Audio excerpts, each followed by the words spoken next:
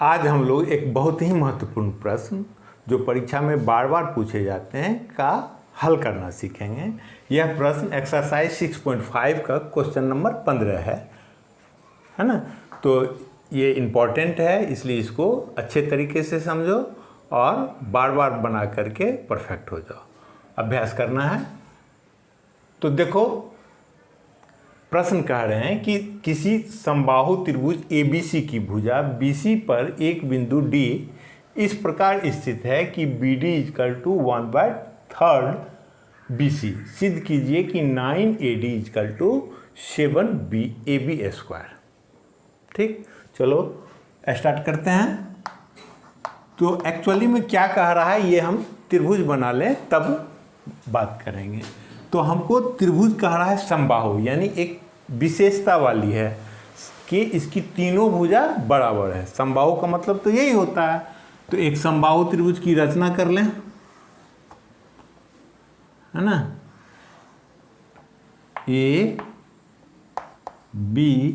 ABC तो दिया है त्रिभुज ABC में समबाहु त्रिभुज है, यानी AB = BC = AC, यही तो दिया हुआ है। और D BC पर इस प्रकार स्थित है हाँ कि ये इसका 1/3 यानी इधर एक हिस्सा तो इधर 2 हिस्सा। BD = 1/3 BC।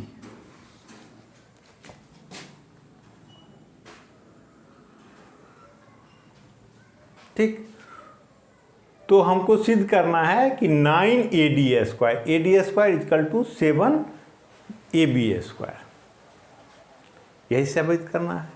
लेकिन इसको जो साबित करना है तो भुजाओं के वर्ग हैं।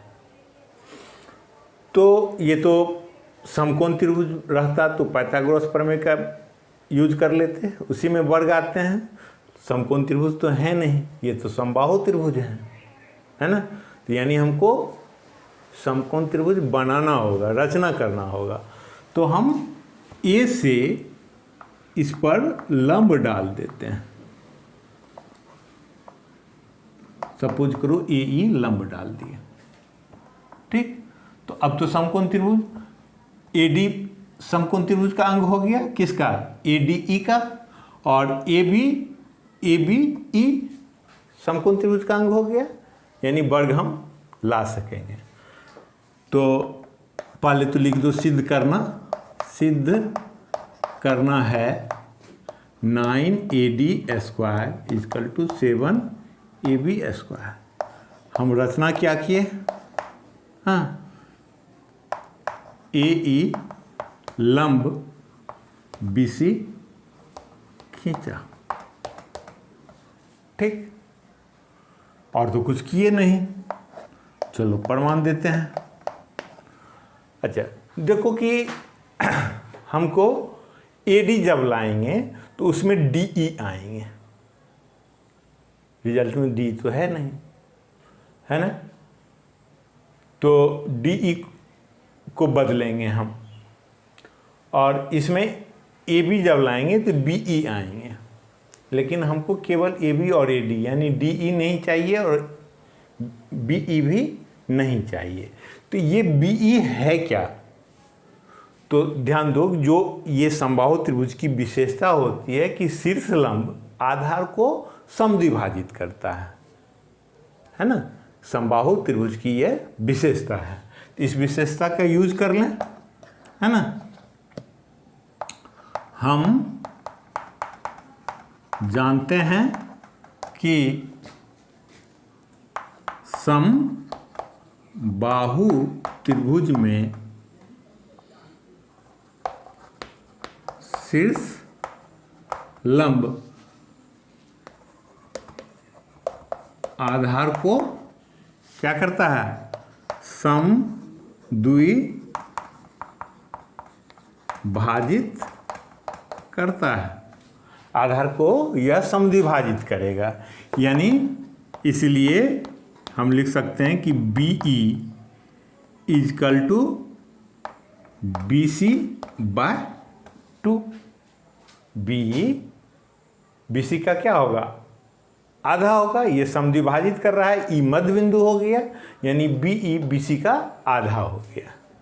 अच्छा, हमको न बी सी चाहिए न बी चाहिए, बी को बी सी में कन्वर्ट किए, लेकिन हमको इस सब में कुछ नहीं चाहिए, ए बी ही। तो क्या हम बी सी को ए बी लिख सकते हैं? देखो तो बी सी बराबर ए बी, तो इसको हम लिख सकते हैं ए बी बाय 2, यानी बी ई जो हमारा आएगा उसको हम ए बी में ले आएंगे। यहाँ तक कर लिए। अच्छा, इस त्रिभुज में डी ई की जरूरत पड़ेगी ना, तो डी ई को हम क्या लिख सकते हैं? डी ई को लिख सकते हैं हम, हाँ, इसका भी वैल्यू हम निकाल के पहले रख लेते हैं, बाद में झंझट नहीं रहेगी।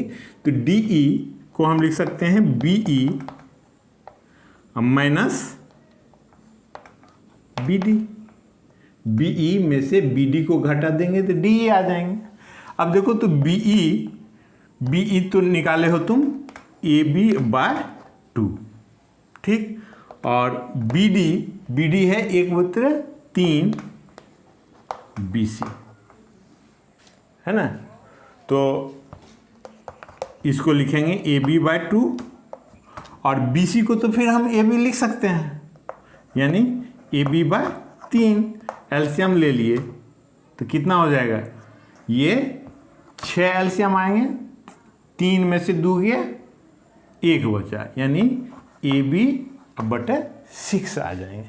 तो डी ई की वैल्यू भी हम ए बी के टर्म में जान गए। हमको इसी का जरूरत पड़ेगा, बी ई का पड़ा और डी ई का पड़ा, दोनों का वैल्यू हम जान गए ए बी के टर्म में। ठीक, चलो अब स्टार्ट करें मुख्य प्रोग्राम को।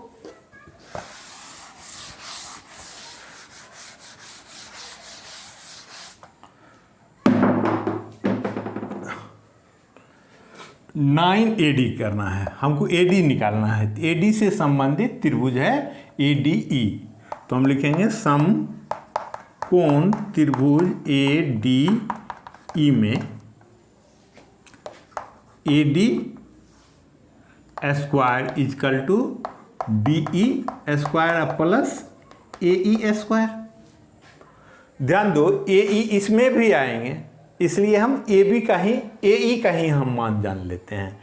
ठीक है, तो तुलना कर लेंगे हम उस समय, तो ए ई स्क्वायर इजकल टू लिख सकते हैं ए D square minus D E square. ठीक, और डी ई का वैल्यू हम कर लेंगे।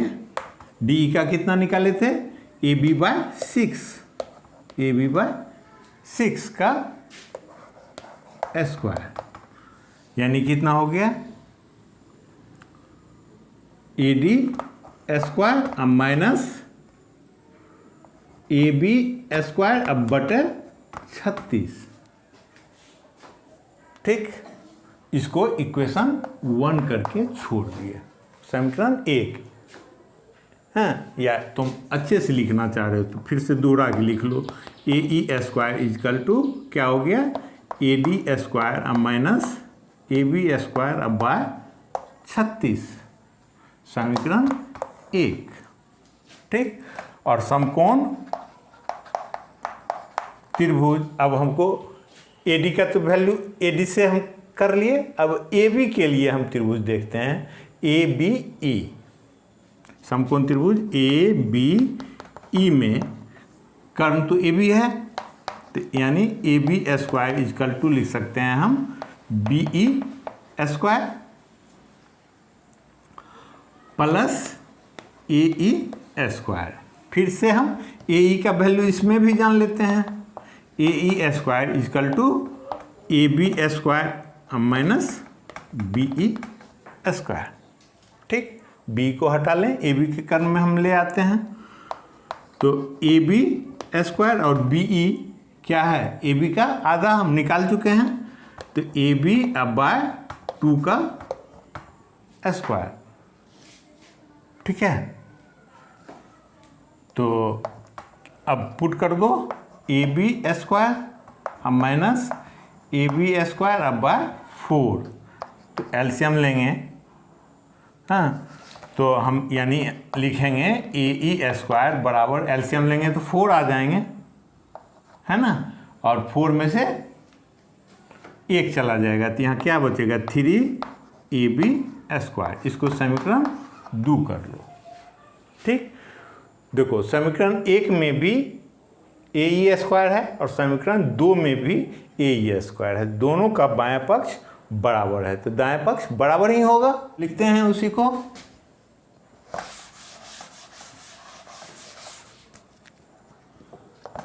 समीकरण 1 और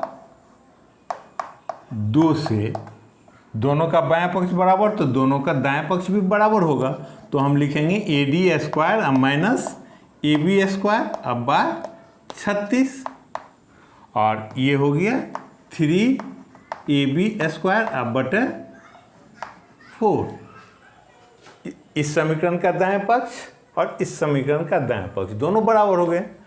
अब इसको देखो, एक तरफ हमको ए डी रखना है, दूसरी तरफ ए बी रखना है, तो इसको लिख सकते हैं हम ए डी स्क्वायर 3ab स्क्वायर अब बाय 4, अब माइनस इधर ट्रांसफर होगा तो प्लस ए बी स्क्वायर अब बटे 36।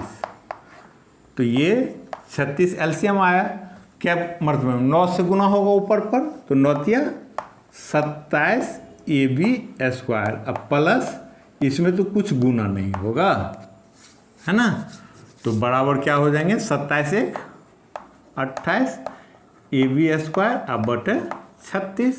अब ये कट रहे हैं तो कितना हो जाएंगे, 4 से कट रहे हैं, 7 चौक 28 9 चौक 36 तो 7 बटे 9 ए बी स्क्वायर। अभी 9 को इधर बाएं तरफ ले आओ, रिजल्ट आ गया 9 A D square equal to 7 A B square. यही सिद्ध करना था, इजी ही था, है ना। फिर अगले वीडियो में।